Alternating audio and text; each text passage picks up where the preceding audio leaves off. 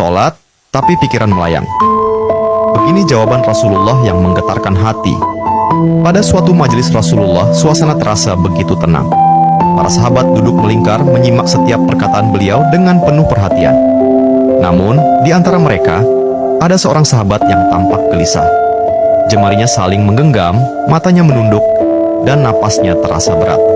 Setelah beberapa saat ragu, ia akhirnya mengangkat wajah dan berkata dengan suara lirih, "Wahai Rasulullah, aku ingin bertanya, tetapi aku khawatir pertanyaanku ini akan membuatku semakin malu di hadapan Allah." Rasulullah pun tersenyum lembut, menatapnya penuh kasih sayang.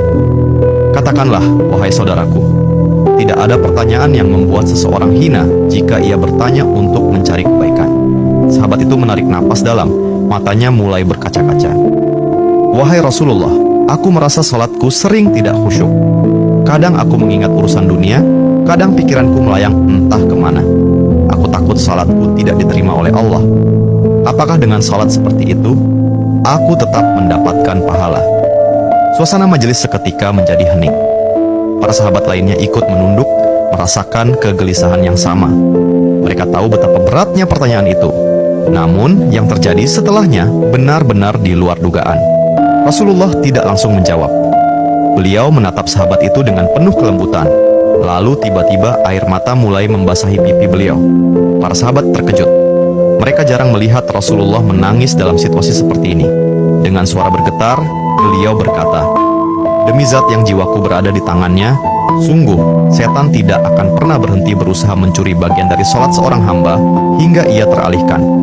Tetapi ketahuilah, Allah tetap melihat usahamu." Rasulullah menarik napas dalam, lalu melanjutkan, "Wahai saudaraku, jika engkau meninggalkan salat hanya karena takut tidak khusyuk, maka setan akan menang.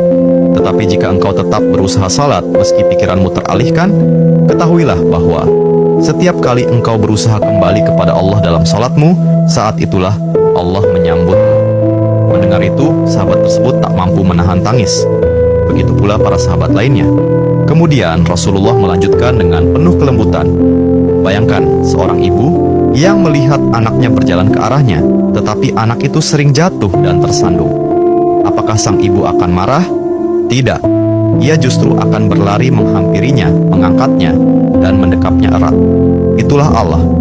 Ia lebih penyayang daripada seorang ibu kepada anaknya.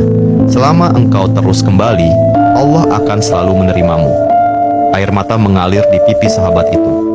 Kata-kata Rasulullah begitu menusuk hatinya. Sejak hari itu, ia tidak lagi putus asa dalam sholatnya.